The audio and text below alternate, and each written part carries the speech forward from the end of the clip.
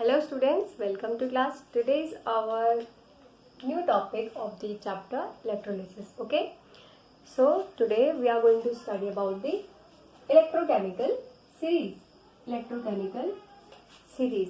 Okay, so what is the electrochemical series? The arrangement of elements on the basis of ease of losing electron and form ions. Okay, this is called electrochemical series. This is a series, okay, in which the elements are arranged, okay, in such a way that they can how they easily lose their electrons and can form the ions.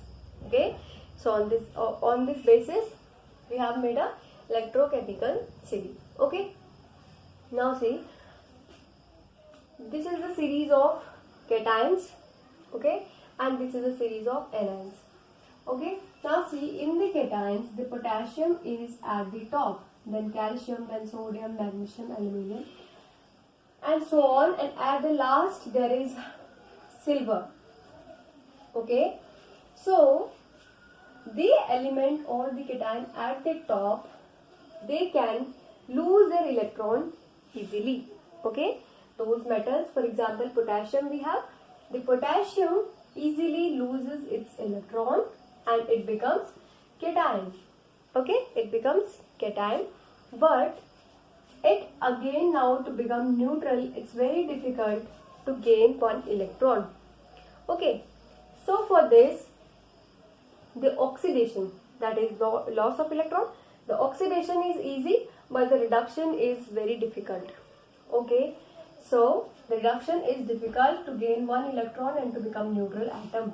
But at the lower end, for example mercury and silver, the metal lose their electrons with very difficulty.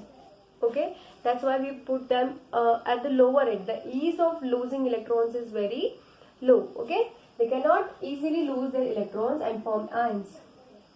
For example copper loses 2 electrons and becomes Cu2 positive. Okay, but it easily gains electron. Okay, it easily if the reduction is more easy for this.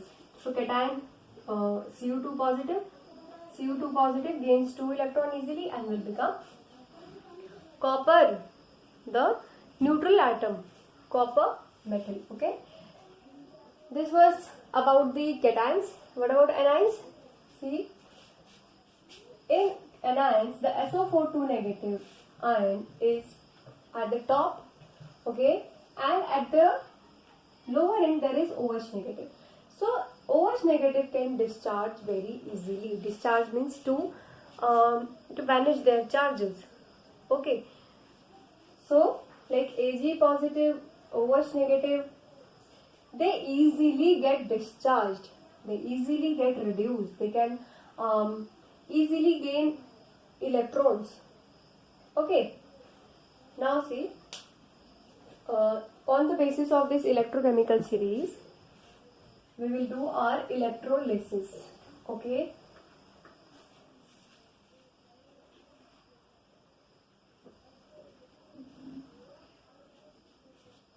now see, next is selective discharge. Selective discharge of ions. Selective discharge means the preferential discharge. Okay, if we having two kind of cations and two kind of anions, so who is going to be discharged at electrodes? Okay, so this will be decided by the electrochemical series. Okay, so this is called the selective discharge. Okay, for example you having copper sulfate solution. Okay, you have aqueous solution of copper sulfate. So if you will break down this CuSO4, it will break down into Cu2 positive plus SO4 2 negative.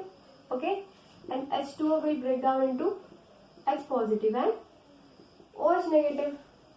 Now you have two cations and two anions. Okay, so as we saw in the electrochemical series, the Cu2 positive lie below the hydrogen, so this will be discharged easily. Okay, so copper is cation, it will discharge at the cathode. Okay, it will easily get discharged at the cathode, it will become Cu. Okay, it will become copper, neutral atom.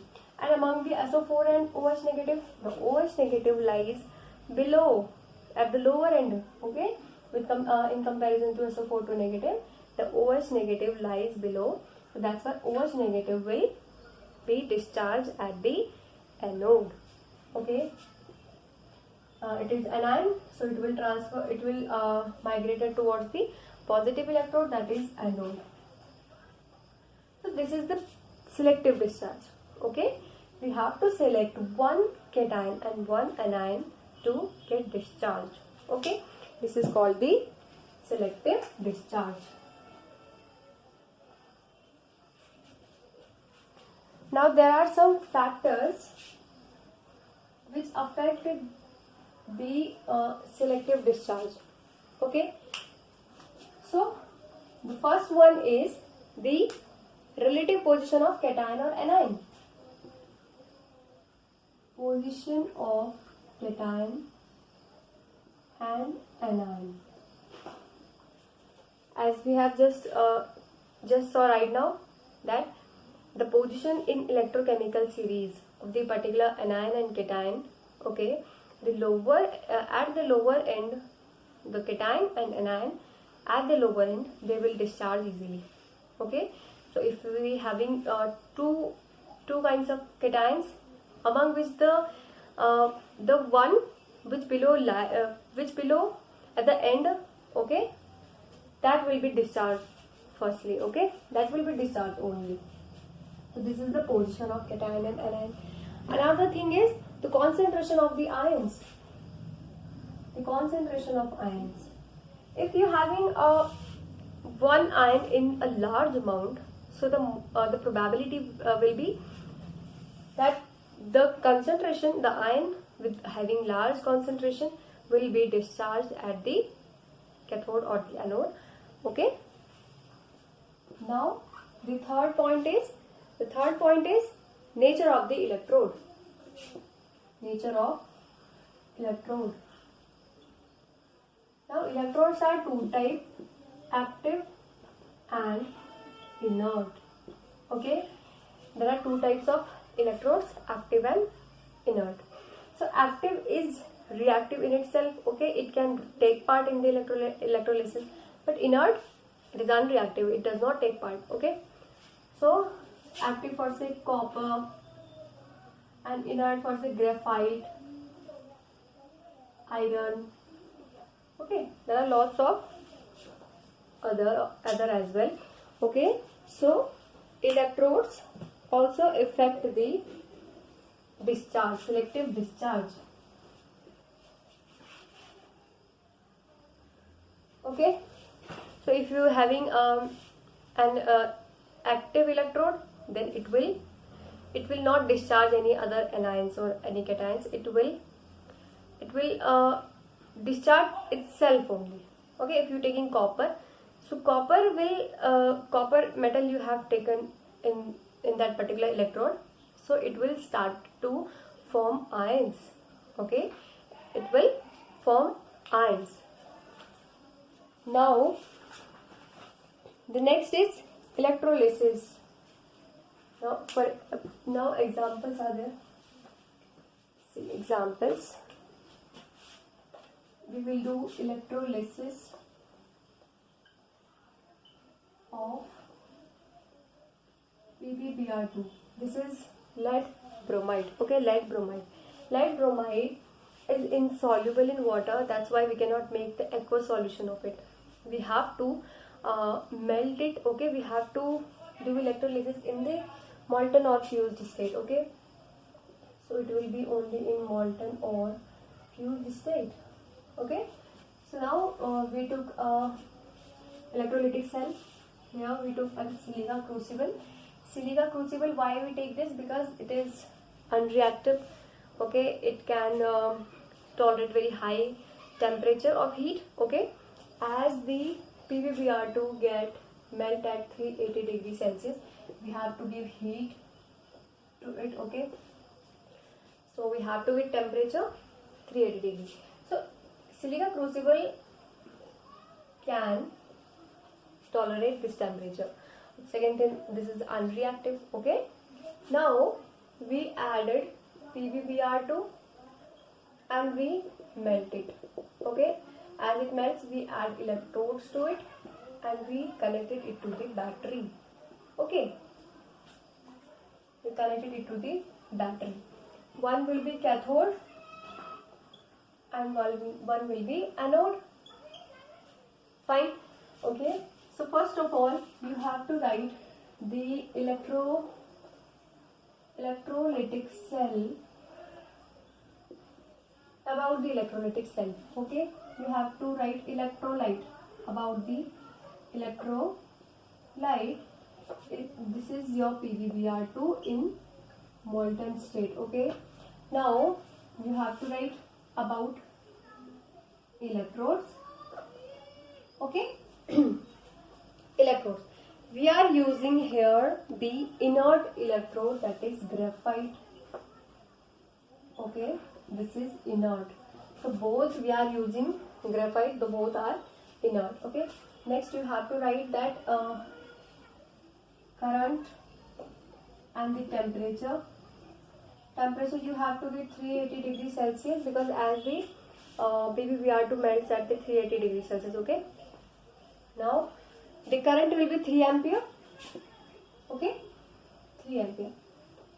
So this was about the electrolytic cell. Now we will write about the reactions. Okay, so firstly you have to write among the electrode reaction. Second part, first part is this, second part is this. Among, you have to write first electrolytic dissociation. Firstly you have to break down this electrolyte. Okay, so PbBr2 will break down into Pb2 positive and you have 2 Br. Br have only one valency, so you have to write 2 Br, 1 negative. Okay, 2 bromine you have and 1 negative its valency. So this much is done. Now you having 1 cation and 1 anion. So there is no any doubt regarding an electrochemical series. There is only 1 cation, 1 anion. So cation will migrate towards the cathode. So we will write reaction at cathode. So cation always migrated towards the cathode. So it came to cathode. Now what will happen? You know, as the Pb2 positive is electron deficient, this it wants to become stable or neutral. So what you have to do is we will give 2 electron to Pb and it will become neutral. Okay, it will become now lead metal. Okay, now you have to write reaction at anode. Reaction at anode. See, anode 2 Br negative. Okay, so we will write first 1 Br 1 negative.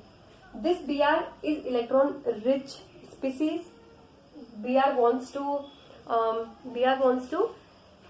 get neutral now. So what we have to do? We have to take its 1 electron from it. Okay, so now we will take its 1 electron and now it will become neutral. Okay, so at cathode we are getting lead metal, pure lead metal, and at anode we are getting bromine vapors, which we have to collect okay, in the gas jars. Now this bromine, we having another one bromine. Okay, as we have 2 Br, so Br and Br will react and it will form Br2. It will be of reddish brown